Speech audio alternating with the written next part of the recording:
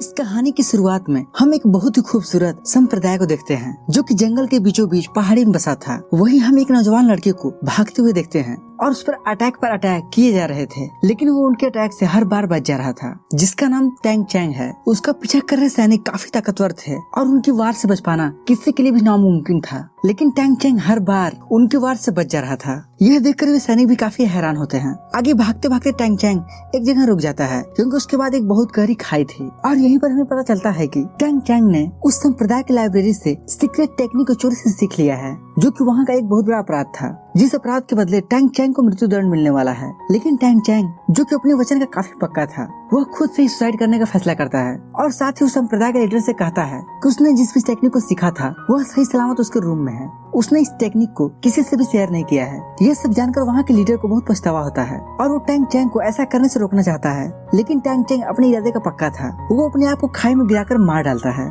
उसके मरते ही वो एक अलग दुनिया में जन्म ले लेता है और उस जगह भी उसका नाम टैंग चैंग ही रखा जाता है। लेकिन बचपन से ही उसे अपने पिछले जन्म की सारी बातें और सारी टेक्निक याद होती हैं, इसलिए वह पहाड़ी पर जाकर उन शक्तियों को सिद्ध करने लगता है, क्योंकि इस दुनिया में हर कोई अपनी 6 साल की उम्र में ही स्पेशल शक्ति को एक्टिवेट कर सकता है, जिसका नाम स्पिरिट सोल है, जिसे हासिल करने के बाद लोगों के अंदर बहुत अलग अलग शक्तियाँ आ जाती हैं। एक दिन वह अपनी शक्ति को सिद्ध करने के बाद जैसे ही घर आता है तो उसे पता चलता है कि उनके गांव में कोई मास्टर आ रहा है जो नए बच्चों की एबिलिटी जगाने के लिए आ रहे हैं। यह जानने के बाद उस गांव का मुखिया सारे बच्चों को लेकर उस बिल्डिंग में जाता है जहां पर वो स्ट्रीट मास्टर आता है, जिसके बाद वो एक एक करके सारे बच्चे की एबिलिटी को चेक करता है, जिनमें ज्यादातर बच्चे तो नॉर्मल स्पिरिट पावर वाले होते हैं, यानी कोई नॉर्मल ह्यूमन की तरह सिर्फ खेती बाड़ी ही कर सकते हैं। लेकिन जब बारी आती है टैंग चैंग की तो स्पिरिट मास्टर उसकी शक्ति को देखकर काफी हैरान होता है, क्योंकि उसके पास ब्लू सिल्वर ग्रास और एक हथौड़ा होता है। उसके अंदर एक नहीं बल्कि दो शक्तियाँ थी जो कि वहाँ के बच्चों में से किसी के भी पास नहीं थी।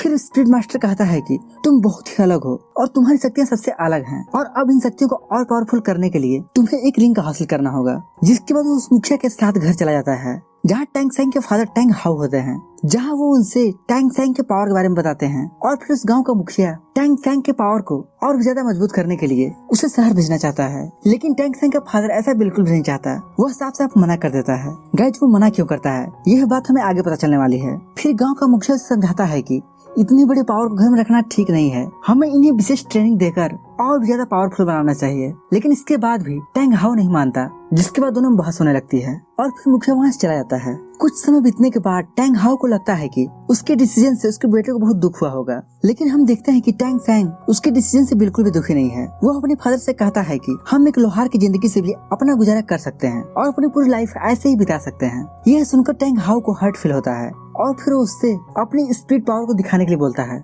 जिस पर टैंग चैंग अपने हाथ से ब्लू सिल्वर ग्लास को निकालकर दिखा देता है। यह देखते ही टैंग हाउ हैरान हो जाता है, लेकिन तभी टैंग चैंग अपने दूसरे हाथ से क्लियर स्काई हैमर को दिखाता है और क्लियर स्काई हैमर को देखते ही टैंग हाउ को अपनी एक घटना याद आ जाती है कि कैसे कुछ सालों पहले वो अपने वाइफ के साथ दरिंदर से बचकर भाग रहे थे, लेकिन यहाँ पर उसकी वाइफ उससे और उसके बच्चे को बचाने के लिए अपनी कुर्बानी दे देती है। जहाँ पर हमें पता चलता है कि उसकी वाइफ की स्पिरिट सोल भी ब्लू सिल्वर ग्लास थे। अब टैंग हाउ अपने बेटे की डबल स्पिरिट पावर को देखकर उसे गले लगा लेता है और उससे कहता है कि तुम अपने उल्टे हाथ के हैमर से अपने सीधे हाथ के ग्रास पावर की सदैव रक्षा करना। इसके बाद टैंग हाउ अपने बेटे टैंग चैंग को और भी कुछ अलग टेक्निक सिखाता है और इन टेक्निक की मदद से टैंग चैंग अपने पिछले जन्म के कुछ पावर को भी याद करके एक हिडन वेपन बना लेता है। अब अगले दिन टैंग हाउ अपने बेटे टैंग चैंग को बाहर जाकर पढ़ने की इजाजत दे देता है और उससे कहता है कि लेकिन तुम्हें अपना खर्चा खुद से उठाना होगा। और इतना ही नहीं, टैंग हाउ उससे शहर जाकर पढ़ने के लिए उसके सामने कुछ और भी शर्तें रखता है और उससे कहता है कि तुम अपने हैमर स्पिरिट में कोई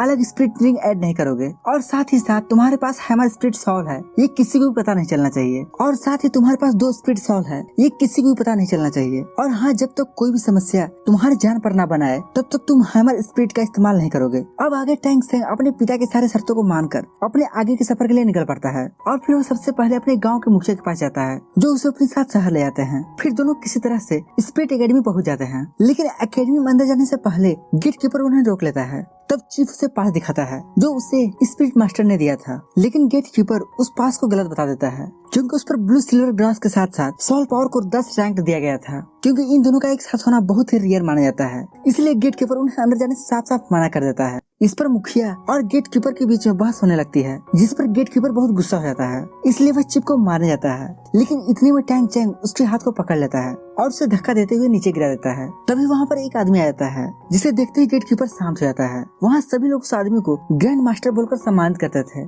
इसके बाद ग्रैंड मास्टर उनसे उनका पास मांगता है और पास देखने के बाद टैंक सैंग को एडमिशन के लिए अपने साथ अंदर ले जाता है, जहाँ दोनों रास्ते में कुछ बातें करते हैं। ग्रैंड मास्टर टैंक सैंग के पास को देखा था, इसलिए उससे कहते हैं कि तुम बहुत जीनियस हो और साथ ही 100 साल में तुम ऐसे तीसरे इंसान हो जिसके पास 2 स्पिरिट सॉल है। ये सुनकर टैंक सैंग चौंक जाता है और फिर वो अपना हिडन वेपन एक्टिवेट करने लगता है, क्योंकि उसने अपने फादर से प्रॉमिस किया था कि उसके अंदर 2 स्पिरिट सॉल हैं। यह बात किसी को पता नहीं चलेगी। वो इस खतरे को हटाने के लिए हिडन वेपन चलाने वाला था कि तभी ग्रैंड मास्टर उससे बताता है कि आखिर मुझे इन बातों का कैसे पता चला। फिर यहाँ पर हमें पता चलता है कि ग्रैंड मास्टर एक बहुत ही इंटेलिजेंट आदमी है, क्योंकि उन्होंने सेल स्पिरिट पर काफी दिनों तक रिसर्च किया है। रिसर्च में उन्हें पता चला कि पूरी दुनिया में ब्लू सिल्वर ग्लास स्पिरिट वाले सिर्फ 648 लोग हैं और उनमें से सिर्फ 15 लोगों के पास ही सॉल पावर है और सिल्वर ब्लू ग्लास स्पिरिट वाले इंसान के पास भी 10 रैंक नहीं हो सकती। इसलिए ग्रैंड मास्टर को पूरा विश्वास है कि इसके पास 2 स्पिरिट सॉल हैं। ग्रैंड मास्टर की इन सब बातों को सुनकर टैंक सैंग को पूरा विश्वास हो जाता है कि ग्रैंड मास्टर बहुत ही समझदार आदमी है और वह तुरंत उनके सामने झुककर उन्हें अपना ग्रुप बनने के लिए विनती करता है।